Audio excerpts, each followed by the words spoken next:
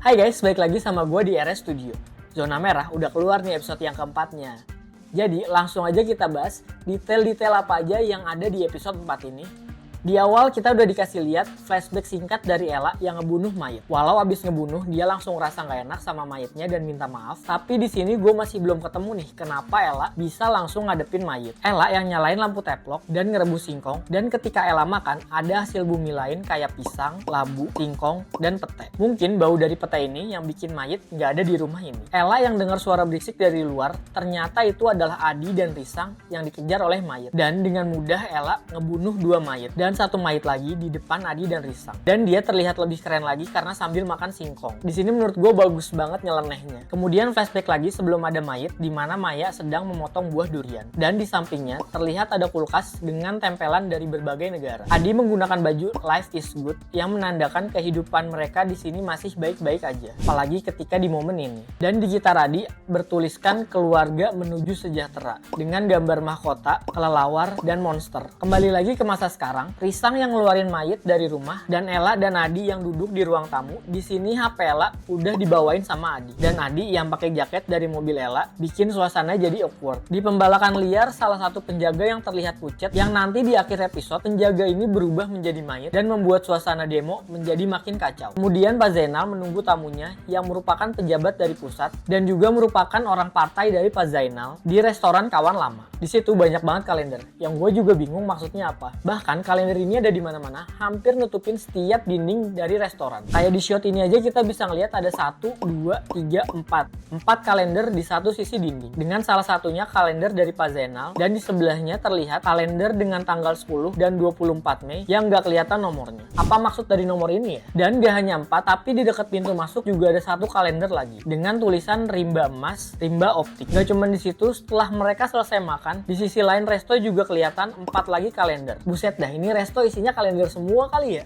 Kemudian ada lukisan pemandangan dan petani. Tamu yang datang dari pusat yaitu Bang Kemal dan Ibu Rita. Bang Kemal yang diperankan oleh Bambang Paningron Astiaji dan Ibu Rita diperankan oleh Putri Kirana. Di sini yang menarik adalah Bang Kemal bergestur mirip seperti Pak D. Bahkan saat tertawa bahunya juga naik turun. Mirip banget seperti gaya ketawanya Pak D. Bang Kemal ngambil toples yang ada di meja dan bilang itu tempoyak. Tempoyak adalah makanan yang berasal dari olahan durian. Maya dan buruh lain mengatur strategi untuk menyerang Pak Zainal. Mereka melakukan demo menuntut upah dan keadilan untuk teman mereka Aca. Mereka di tempat Budiah, tapi di saat mengatur strategi, Maya mengangkat telepon dari Budiah yang berjanji akan ngelepasin Adi. Bukannya Adi nggak sama Budiah ya?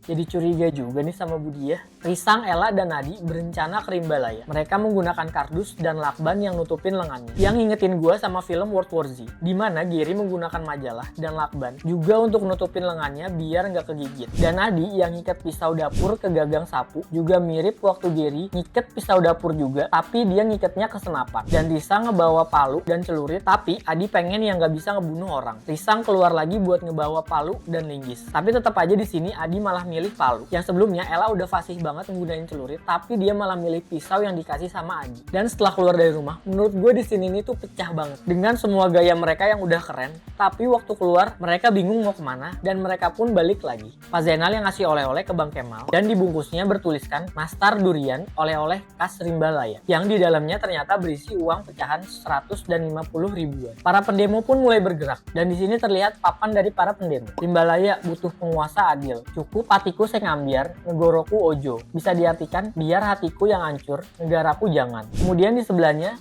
Pak Zainal galak, bojoku luwih galak. Atau bisa diartikan, Pak Zainal galak, istriku lebih galak. Kemudian ada tulisan juga, butuh gaji bukan janji. Nasib buruh makin keruh. Kukira yang jago PHP cuma dia, ternyata pabrik lebih parah. Buruh bukan tumbal. Zainal, kamu jahat sekali. Aca seorang buruh perempuan adalah martir. Adili pembunuhnya. Hukum harus adil. Buruh juga butuh kara. Yang di sini gue juga bingung maksud dari kara. Buat teman-teman yang tahu arti kara, bisa tulis di kolom komentar ya. Rimbalaya milik semua warga, bukan hanya milik keluarga. Ada yang berdiri tapi bukan keadilan. Lawan. Perbaiki sistem pengupahan bagi buruh. UU Ciptaker. Marai Endeker. Buat kalian yang tahu arti Marai Endeker, juga bisa tulis di kolom komentar ya. Kemudian ada tulisan Pri Rimbalaya, lawan, tolak politik dinasti. Para buruh di sini tuh menuntut keadilan untuk temannya Aca dan upah mereka yang belum dibayar selama 2 bulan. Risang, Ella, dan Adit pergi dari desa Luwak ke Rimbalaya buat nyari Maya. Dan ketika mereka keluar, ada mayit yang ngalangin mereka. Mereka yang berencana untuk naik mobil pickup, jadi naik mobil panen yang bertuliskan Kang Topo. Topo dalam weton Jawa bermakna di awal mengalami kesulitan, namun di akhir berujung sukses dan bahagia. Apakah ini artinya mereka akan selamat dari wabah ini? Di sini gue mencoba nyari tahu, Kang Topo yang sebenarnya kendaraan bukan untuk memanen durian, melainkan untuk memotong kayu atau mesin somel kayu. Kemudian para mayit yang dilempar durian justru berhenti mengejar mereka, terutama ketika dilempar dengan durian busuk. Yosef yang merekam kekacauan demo mengirimkan video itu ke Nur Hadi. Sepertinya Nur Hadi merupakan Kapolda dari Rimbalaya yang ditugaskan menangkap Pak Zainal. Tangkap Zainal dan kabarkan berita ini ke pusat. Ketika Dandi mau memukul Bang Kemal, buku di bawah patung penyu bertuliskan Ensiklopedia Indonesia, jilid 1-4. Dan ketika Bang Kemal jatuh, dia jatuh di karpet kulit macan, yang sama seperti di lukisan yang ada di episode sebelumnya. Dan yang terakhir Maya yang digigit oleh mayit. Mayit ini juga menggunakan baju kebaya yang khas Indonesia. Apakah Maya akan jadi mayit? Jadi makin penasaran gue sama episode kelimanya. Oke, itu aja bahasan dari gue untuk episode keempat ini. Komen di bawah pendapat kalian tentang episode keempat kali ini, dan pendapat kalian untuk video ini. Follow gue juga di RS Studio Official. Let's discuss.